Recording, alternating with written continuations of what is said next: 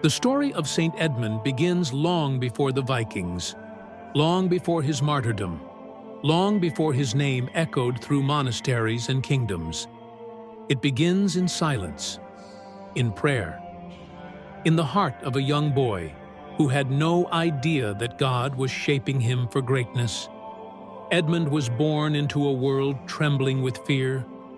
Across the land, whispers spread from village to village, rumors of dragon-prowed ships cutting through the sea, carrying warriors who burned towns, stole crops, enslaved families, and mocked the Christian faith. Children grew up afraid. Mothers slept lightly, listening for the sound of approaching footsteps. Kings fortified their borders with trembling hands. And in the middle of this world, a quiet, thoughtful boy was growing up, watching, listening, praying. Edmund was unlike the sons of other noble families.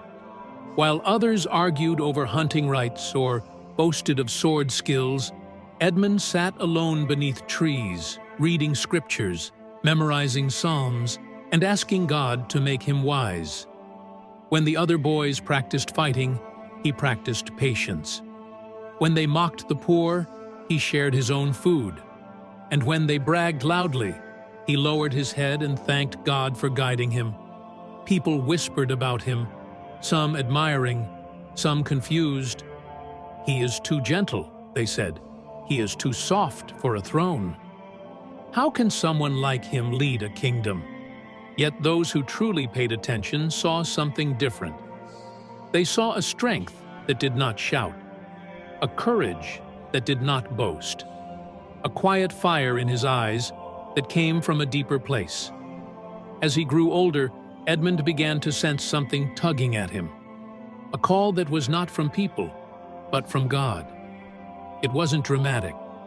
It didn't come in visions or thunder.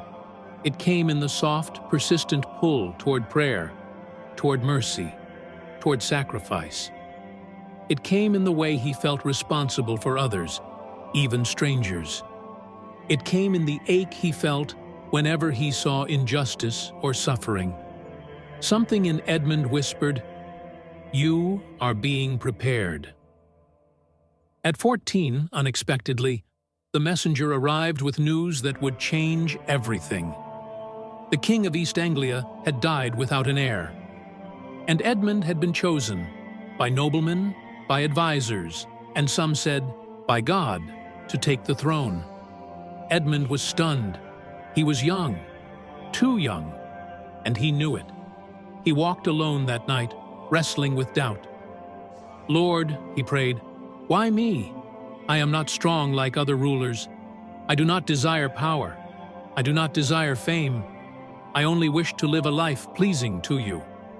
But something in his heart answered, "You will lead not by the sword, but by the soul." And so, with trembling steps, but a steady spirit, Edmund accepted the crown. Yet, during the coronation, while the crowd expected celebration, Edmund did something no one anticipated.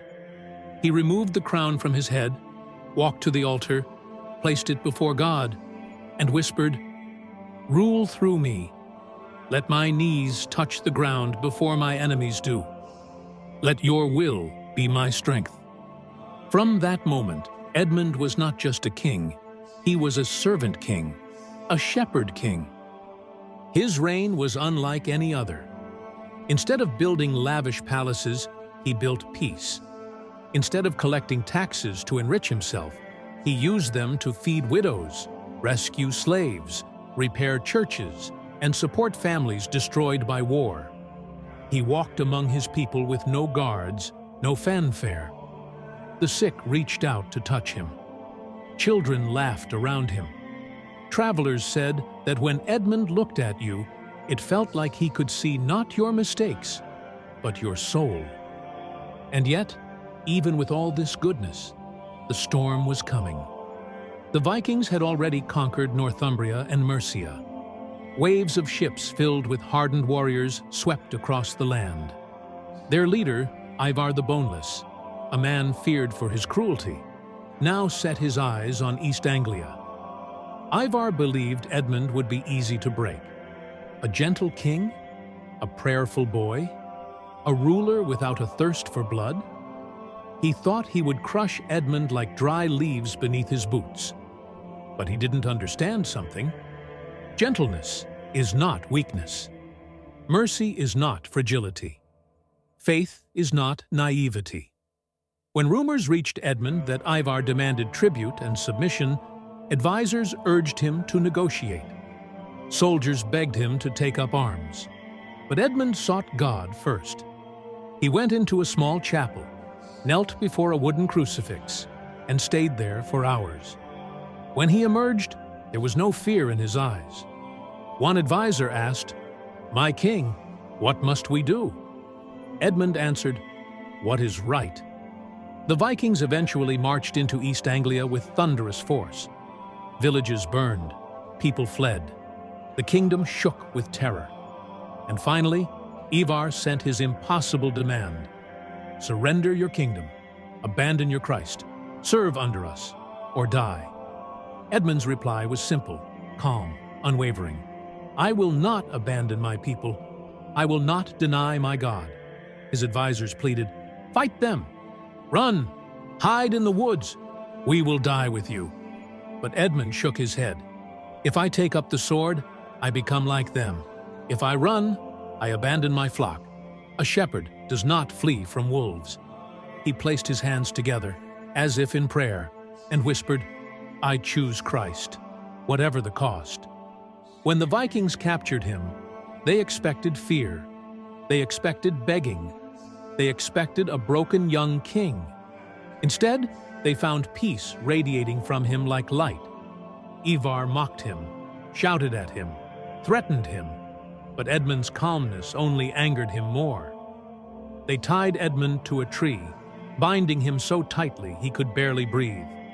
Soldiers surrounded him with bows, waiting for Ivar's signal. The air was thick with hatred. Still, Edmund prayed. Still, Edmund forgave. Still, Edmund remained unshaken. The first arrow struck. He gasped, but did not scream. A second arrow. A third. Dozens of arrows followed, piercing his arms, his legs, his chest, his sides, turning him into a living symbol of suffering. Witnesses later wrote, "He looked like a hedgehog, bristling with quills." And yet, through the pain, his voice rose. "Heavenly Father, forgive them." Enraged by his faith, Ivar ordered him beheaded. With one final swing, Edmund's earthly life ended. But heaven's gates opened. The Vikings tossed his head into the forest. But the story did not end there. The people of East Anglia searched for their king, weeping and chanting prayers. They feared they would never find his head. But suddenly, deep in the woods, they heard a voice calling, "Here! Here! Here!" It was the voice of a wolf. A massive gray wolf stood guard over Edmund's head, not harming it, not leaving it, but protecting it with a strange, gentle loyalty. The moment the searchers approached, the wolf bowed, stepped aside, and disappeared into the trees, as if it had served God's command. They carried the head back to Edmund's body, and when his body was reunited, a miracle occurred. His wounds healed. His skin became whole again. His face shone with peace. Years later, when his tomb was opened, witnesses wrote that his body was incorrupt, whole, warm, untouched by decay. People flocked to his shrine, and countless miracles followed. Blind eyes opened. The sick were healed. Hearts burdened by sorrow found peace. Edmund's story spread across Europe. Kings traveled to pray at his tomb. Men named their sons after him.